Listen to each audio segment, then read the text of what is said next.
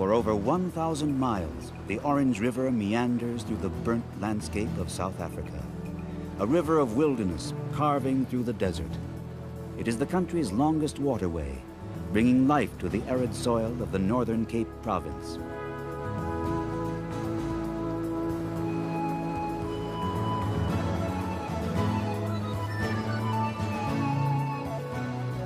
Along its banks, the stony landscape is transformed into green farmland. But the currents of the Orange River transport more than just water and silt. Here, too, there is untold wealth.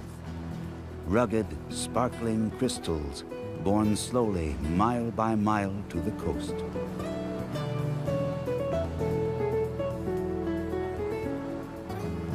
The mouth of the Orange River is the site of the most adventurous diamond prospecting of our time. There, where the pale green merges into the deep blue-gray of the sea, the treasure hunters are waiting. All along the restless coast of the South Atlantic, hundreds of small boats are anchored. On board, the divers are preparing. The diamond hunt is about to begin.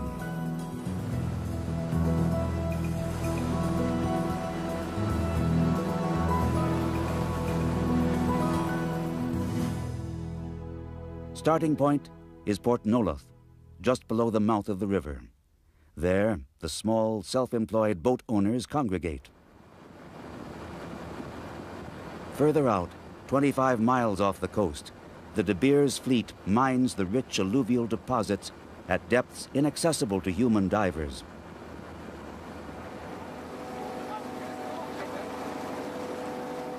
This is a high-tech enterprise.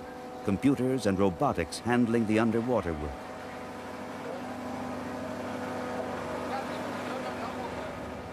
Along the coast, however, man is still the treasure hunter, risking his life in the quest for diamonds. Jewels beneath the waves. It sounds so improbable, yet it can be explained scientifically, according to Peter Schroeder, diving manager in Port Nolloth. Over the last 28 million years, as the rivers flowed from inland to the coast, they eroded the top layer of rock which contained all the old kimberlite pipes which contained diamonds.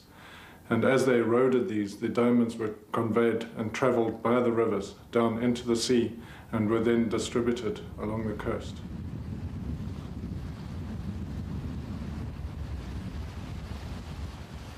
The Atlantic is the last stage of the gemstone's journey. The story of the South African diamond started not here at the mouth of the river, but hundreds of miles inland at Kimberley. This is where the diamond rush began. Kimberley is the town which was built around a hole, the Big Hole, the most famous diamond mine in the world. Today, it is filled with water. But when the first gems were discovered here back in 1871, men began pouring in, up to 30,000, pumping, digging, hunting for diamonds. They created a huge labyrinth of sorts, the architecture of greed. Thousands of black migrant workers provided the gigantic labor force for the mining, which became more and more dangerous as it delved ever further into the depths.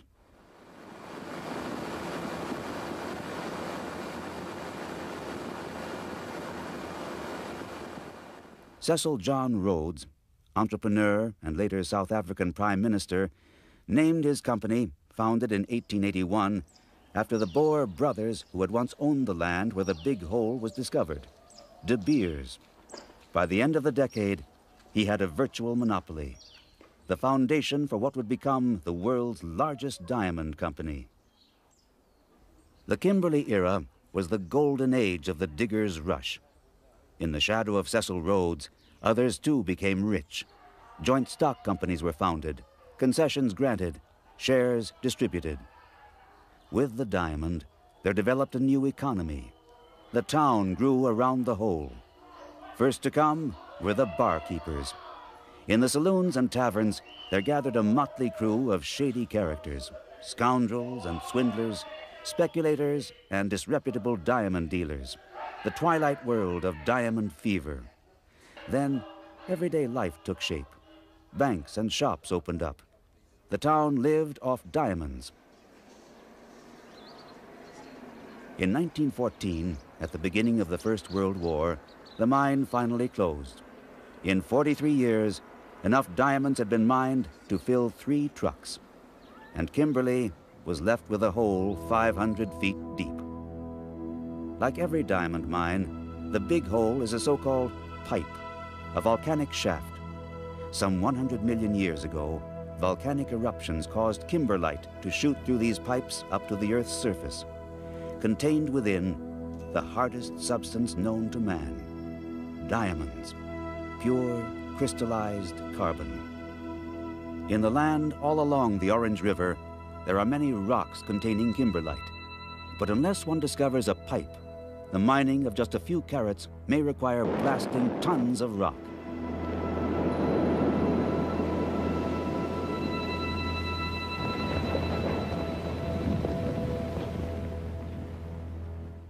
But there is another, simpler way to follow the trail of diamonds, for it leads inevitably to the water. Just beyond Kimberley, the Vaal flows into the Orange River, and it carries gems. In the course of time, wind and water erode the volcanic hills of the pipes, and sooner or later, dirt and gravel debris are all washed down to the rivers. Wide and heavy, the torrents of water gush through the rugged mountains. The river is shallow here, and the diamonds drift along with the current, downstream towards the Atlantic.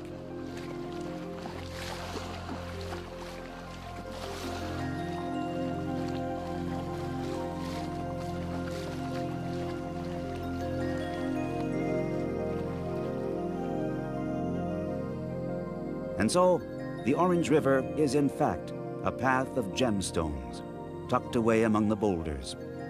This is the source of the river's great appeal, for at any moment, one might find a diamond. But one may also spend decades and come up empty. Now and again, on the banks of the river, we meet small-time prospectors. They work their concessions for a few square yards, well apart from the diamond industry. Here, time seems to stand still. For 10 years, under the blazing sun, one of them has been digging a hole. Not the big hole, but a mine all the same. A tiny one, which shows just how much faith and perseverance the diamond seeker needs. For Coast's patience, every day brings the same drudgery. The chirping of crickets, the hammering of stones. Each stone from the mine is smashed onto a sieve and then washed, very carefully. If the decisive stone is overlooked, then weeks of work will be in vain. Slowly the mill wheel turns, crushing the stones. The process of diamond extraction is not so different here in the mine of Coast Patience as in the industrialized plants of the big companies, but it is much, much more arduous. Coast Patience turns the wheel again and again.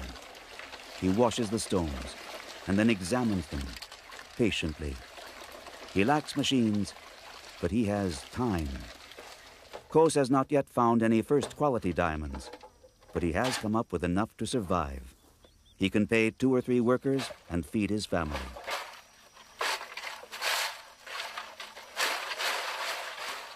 Dirk Potgieter, who has known Coase for years, explains the prospector's philosophy to us. And there are 3 sieves. You've got the big sieve with big stones, which can turn these diggers into instant millionaires. Then you have the second sieve about this size, and these stones, well, that will keep them going from the 1 month to the other month. And then the third sieve, the one that's smaller than this one, it's about this size. Now that will pay them overheads from the 1 month to the other month and keep the diggers going. Coase Patience is true to his name. He continues to hope and believe in his good fortune, in finds like the shimmering diamond among the dark stones.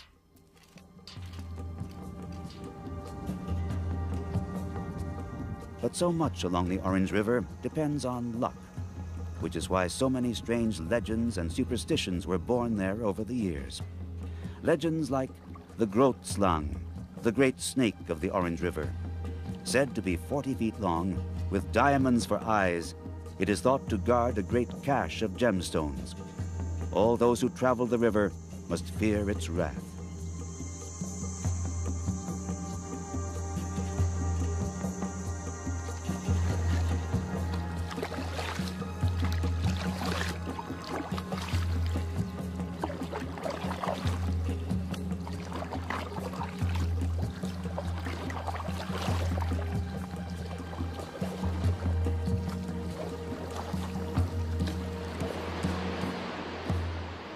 Since the earliest days of diamond hunting, another legend has persisted.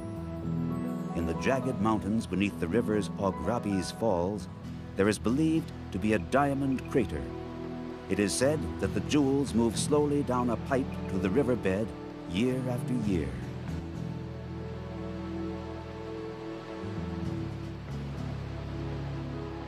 Perhaps this is only a legend, but possibly, in the ravine beneath the waterfall, a great accumulation of diamonds has gathered, flung down by the thundering currents.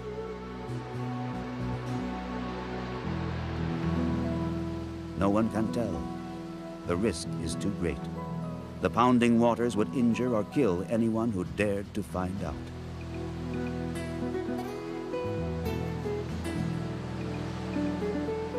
But the tantalizing prospect remains.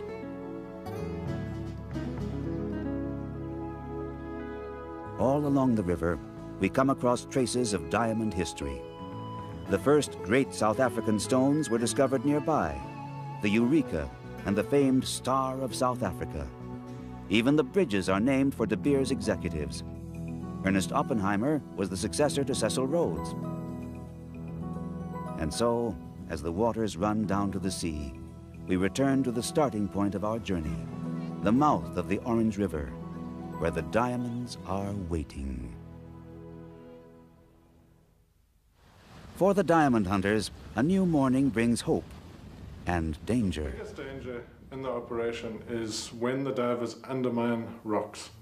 In the efforts to get the gravel from the deepest places under the rocks, we've had 2 divers killed. Hazards come in many forms for the divers. The weather can be fickle and cruel. Out on the sea, it changes in a matter of minutes.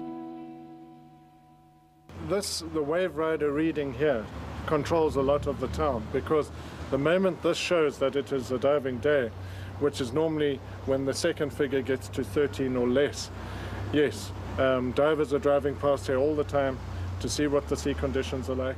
Some boats end up as wrecks, tossed onto the shore by stormy waves. Peter Renda, one of the most experienced divers here, has lived for years with these sea conditions. Well, it's dangerous to walk across the road. If you take the normal safety precautions, we're governed by Department of Manpower, and you have certain regulations which you need to keep to. Which is the right attitude in a job that's always a gamble. Tomorrow, the diver may be unlucky, or he may strike it rich. Jackpot, I've pumped out 1,200 carats in one day. The jackpot. No word is used more often in Port Nolloth. And for everyone, it means something different, their own special dream. A jackpot is when you've got a combination of all the right gravel together. You've got all the olivines and the rubies and the ilmenite and the red lux, all the concentrated gravel. And with that, you will find the diamonds. Diving weather. The jackpot beckons. Nothing can keep the men in port now. We set off, our destination not far from the coast.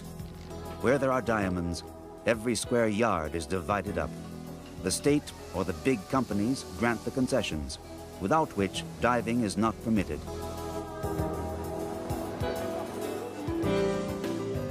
In the midst of the hectic activity on board are 2 men who seem completely unaffected by it. They are the divers, preparing themselves with absolute concentration, step by step.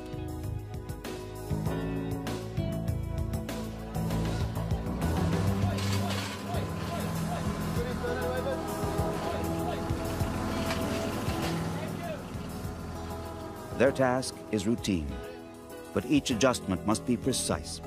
Otherwise, they will pay with their lives. One tube gives them oxygen. Another conducts warm water into their clothing. For 3 long hours, they will be working at bone-chilling temperatures.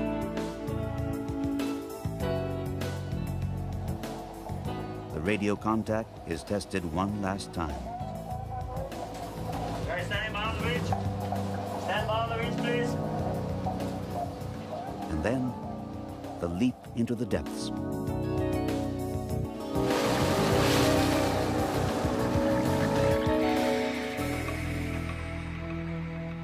Gliding down the tubes, the divers enter another world. It is the same commute they make 140 days a year, but they never know when they may come upon that one great find.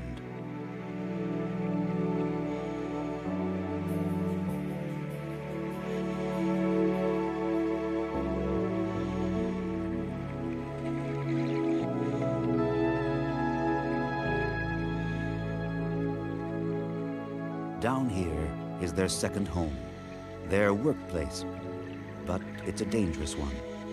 The divers are heading for the cracks and crevices beneath the rocks, the most precarious regions, but also the most lucrative, for here, wedged below the stones, are diamond deposits.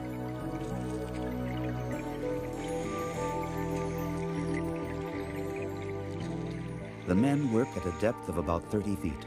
It's not deep, but the perils are all around. In the coastal waters, there are treacherous currents which can pin them in the narrow passages. And at any moment, the diamond seekers might catch their bulky air tubes on the razor edges of the coral reef.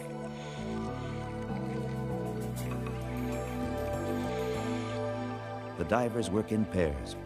One always keeps an eye on the other.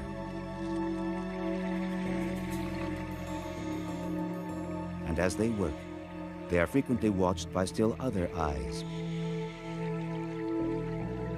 Seals often turn up in huge colonies to investigate the proceedings.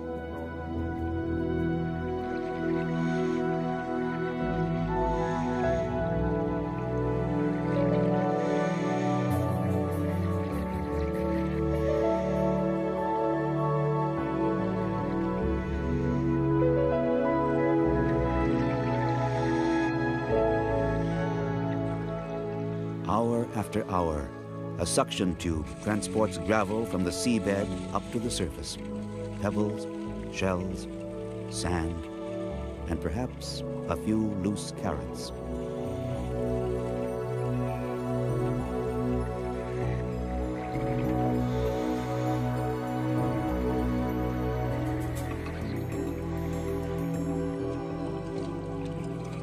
Little by little, the divers dig at the stones and apply the great vacuum, sucking anything that might potentially be kimberlite up to the boat.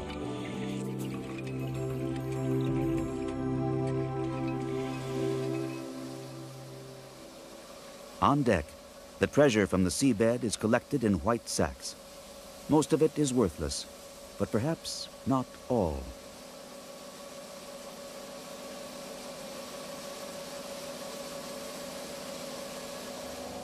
The radio operator is in constant contact with the men in the depths.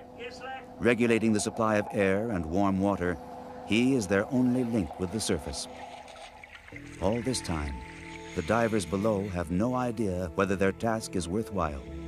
They prospect foot by foot and hope that their hard work is paying off.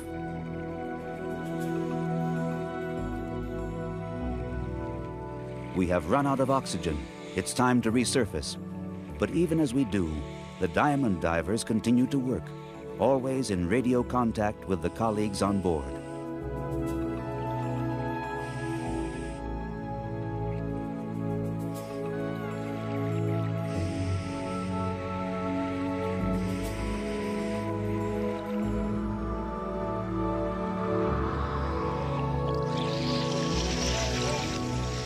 Only hours later will the divers resurface.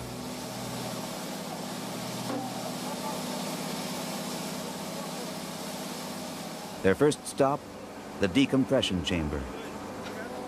Day after day, a 3-hour underwater expedition is an extreme physical strain, even if they're not diving at great depths.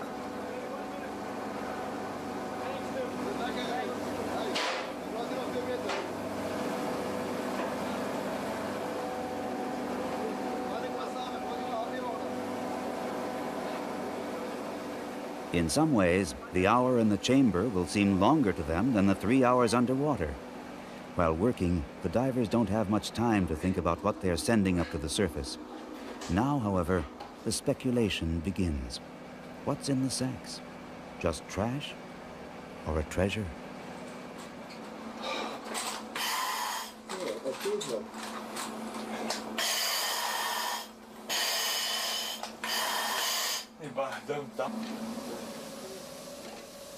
The bags are tossed into the ship's hold, still tied.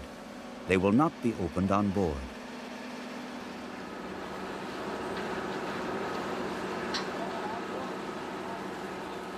Only on land, behind yards of barbed wire, will the sacks be examined, far from inquisitive glances. For here, they deal in tiny million-dollar stones. Every carat, every fifth of a gram, is worth thousands. No wonder smuggling is a threat and a temptation. Divers and workers are subjected to random checks. In an X-ray room, their bodies are examined for smuggled goods. Over the years, smuggling has become increasingly sophisticated. Diamonds are concealed in shoe soles, in cigarette tobacco, even in the human stomach. The undercover police have seen it all. This is an X-ray photo that was taken from a suspected person. The suspect person swallowed a parcel of uncut diamonds. You can see the diamonds here on the X-ray photo. The value of this was 50 pieces with a value of 100. Some methods are even more The arcane. pigeon case was firstly happened in Alexander Bay. People from the mine took a homing pigeon inside the mining area. A harness was attached to the pigeon and the diamonds were placed in the harness. And then after the harness was attached to the pigeon was let go and it homed back to the person's home. In South Africa, a country where the industrialists made the rules, the possession of a rough diamond without a concession has been against the law for nearly a century. These smuggled goods, worth $22 million, were confiscated by the undercover police in only 1 year.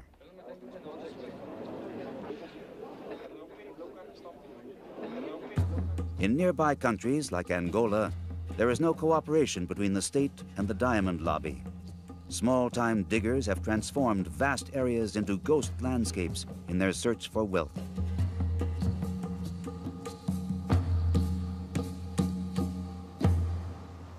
But in South Africa, the big diamond industry controls the market.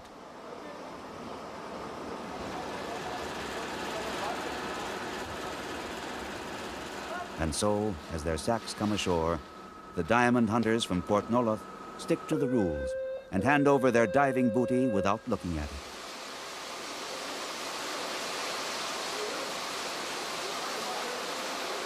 The official path of the diamond goes from the ship to the processing plants. Firms like TransHex are contracted by the boat owners. Inside their plant, the sacks are finally opened and tossed onto the conveyor belts. The diamond extraction is always carried out the same way. The loose gravel is sorted according to size and in several successive steps reduced to small pieces. It is washed and then sorted by machine. The process works because of the diamond's special physical characteristics. A diamond does not get wet, but unlike most minerals, it does stick to grease. Thus, a slanted table coated with grease is the key. The gemstones hold fast, while a slurry of gravel floats by.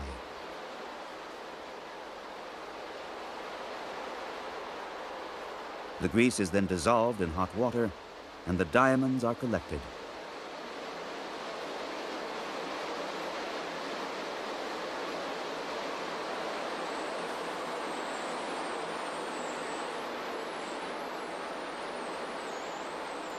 In the final selection of the diamonds, everything depends on the experienced eye of the selector.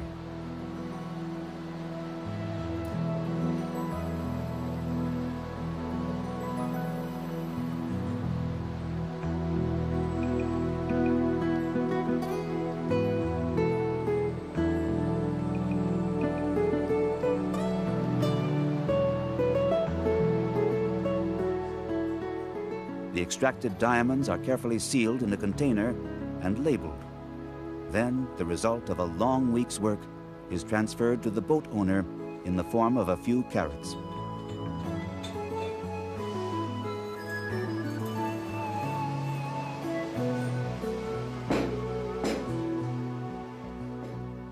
Frikkie Mostert, manager of Transhex, calculates the carats in the presence of his contractors.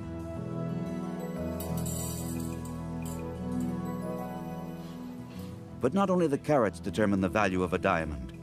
Cut, clarity, and color also play a role. If the combination is perfect, then the diamond hunters have made a good find. I sign, contractor sign. Last year we had one session. I think we had a 6 carater, another one of over 8, and the biggest one we've ever had was 11.02. But 11 carat wasn't a very good one, but the 8 carat I think was good. We made good money out of that one.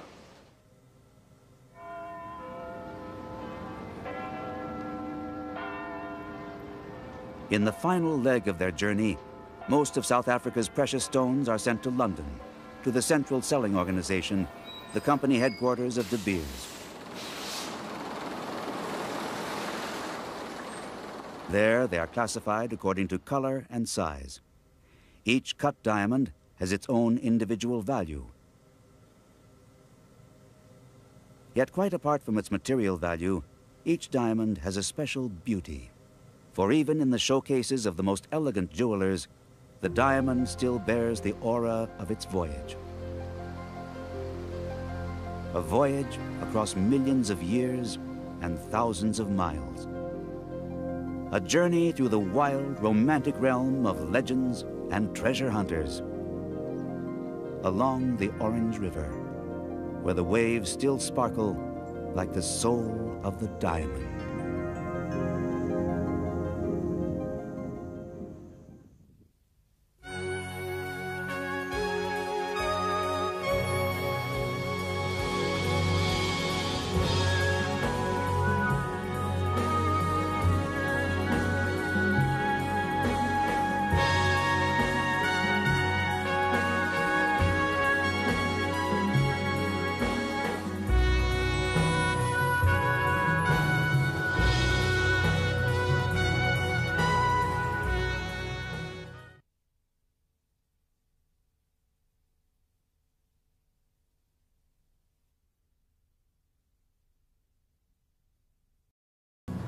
For over 1,000 miles, the Orange River meanders through the burnt landscape of South Africa. A river of wilderness carving through the desert.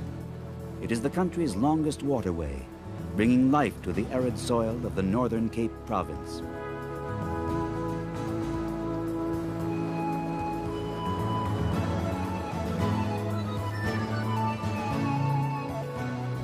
Along its banks, the stony landscape is transformed into green farmland. But the currents of the Orange River transport more than just water and silt. Here, too, there is untold wealth. Rugged, sparkling crystals borne slowly, mile by mile, to the coast.